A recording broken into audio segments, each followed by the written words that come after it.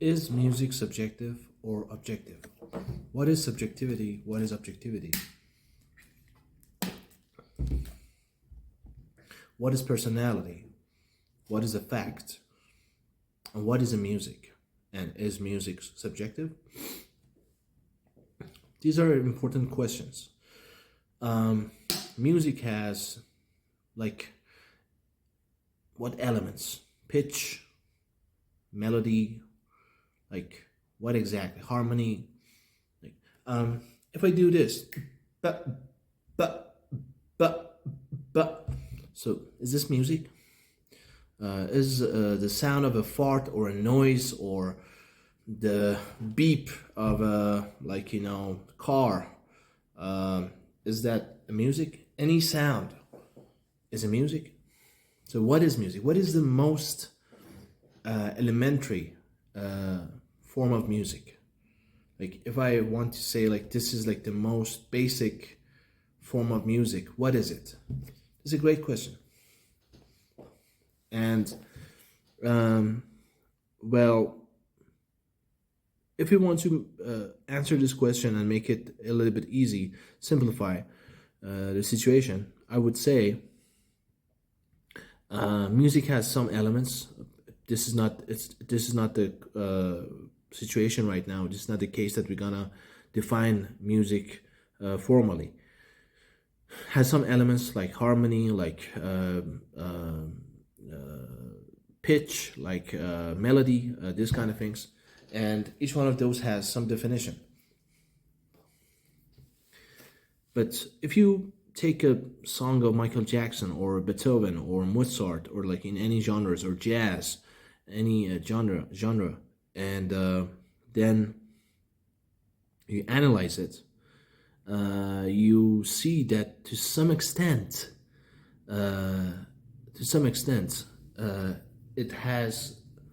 it's structured, and the rest is, let's say, it's a personal taste, is creativity.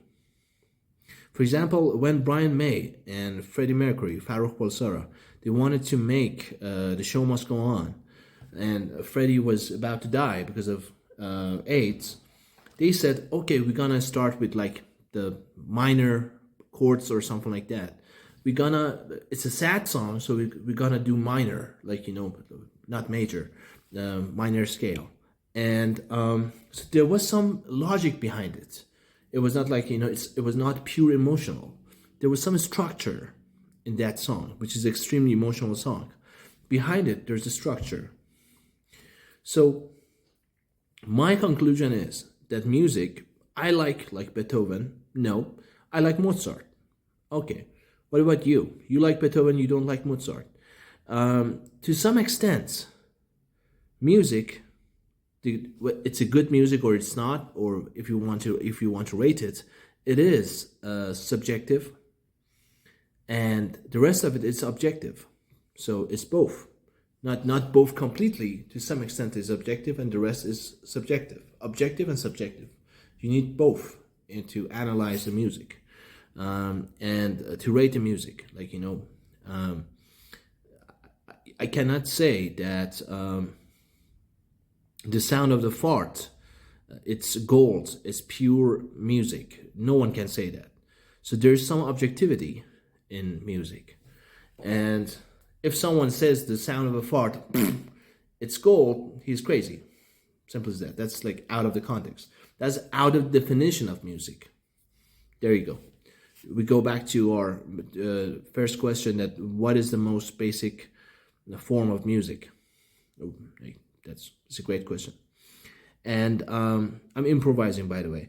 And what is subjectivity? Subjectivity, it means like, related to, something related to, as an adjective that we say something that related to our personal experience or personal taste. Like, whether you like coffee or not is subjective. Because I like coffee, you don't like coffee. And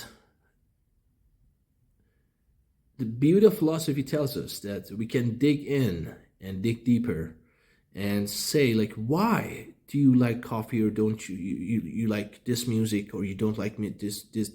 We can get into neurology and understand how human beings make decisions or like something, or why do you like sugar, why do you like coffee without sugar or with sugar, or the Michael Jackson, or you don't like Michael Jackson, why, where does it come from?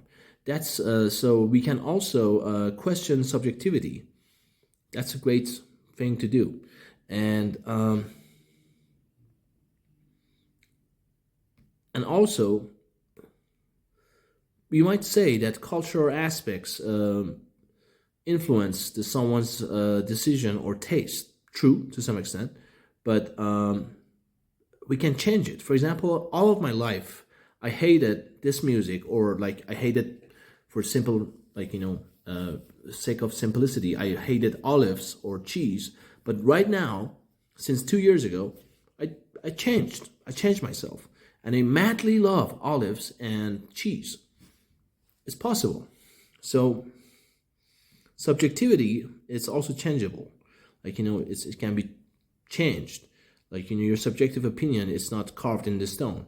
And also objectivity means something like facts, like universal facts, or something that it's a rule, or there's a structured form behind it. For example, laws of thermodynamics, to the extent that I know, since always, not always, since a couple of 100 years ago, they were objective.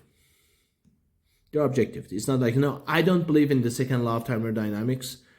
You do. You like it. You don't. It's not that. It is what it is.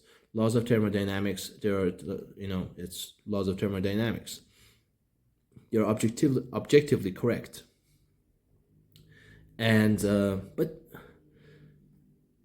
are they? To this day, no one questions the laws of thermodynamics, or if they do, they didn't succeed to prove that they are wrong. So, revenons à nos moutons. Let's get back to our business. What I'm trying to say is just objective music. There's no music, to the extent that I know, that is completely, as a fact, it's great. It's objectively great. So that's a great point also. So we wanted to answer this question: what is music? What is subjectivity? What is objectivity?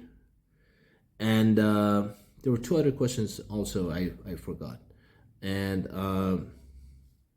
I think subjectivity has some objectivity in it too. If we deal with neurology or psychology, that would be very interesting, and it turns subjectivity to objectivity to some extent. And it reduces the level of subjectivity if we quantify subjectivity, and also if we quantify objectivity. Yeah, and objectivity, it's not subjective, but it's changeable. That's what I think. So is music subjective or objective? To some extent, it's subjective. There's always some taste, some personal taste. But what is personal taste? That's a great question too. What is personal taste? And where does it come from? And also, to some extent, music is subjective too. So that's it. And the last declaration I'm going to make, the first and last declaration that I'm going to make: chacun son avis. Everyone is entitled to their opinion. That's just nonsense. That doesn't, it's. Think about it. What does it mean? If everyone is entitled to their opinion, implies that I'm telling this related to the matter of subjectivity and objectivity and the discussion about music. I like this, you like this. Let's forget about discussion.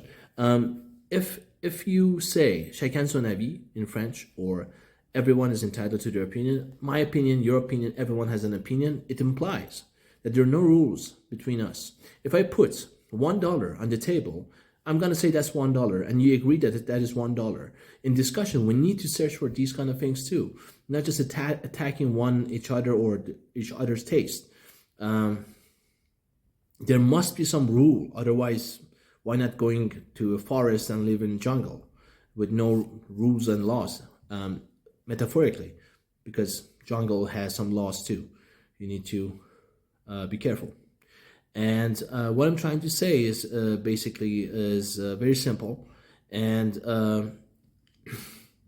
it's related to discussions and debates and talks. The conversations that every human being has. Sometimes it happens that they have about music with someone else, and there is no rationality about it. It's just completely irrational when they talk about music, because they say that, oh, I like this, you like this, oh, I like that too, it's a great song, no, I didn't like it. No one rationalizes emotion, quantify emotion, because music is an emotional thing. And whether music is to some what extent is subjective or to what extent is objective, it relates to the emotion that it provokes, and also you need to quantify that emotion. And so just saying that you like something or you don't like something, that has nothing to do with the debates. In the debates, you need to be clear, no logical fallacy, no ad hominem attack, no ad populum, no appeal to authority, and that's very important. And that was the reason I raised the question, is music subjective or objective? Because it is in the context of debates, philosophical debates of chacun son avis. Everyone is entitled to their opinion, because that's one of the most common things that people do. I love Michael Jackson. Really? Why? His music, to a huge extent, is repetitive. It's repetitive, and for a creative mind, if he or she listens to the music of Michael Jackson, you see a same pattern repeating most of the time, 9 out of 10, most of the time. And it's not that it's entertaining, but it's not that amazing. Sorry.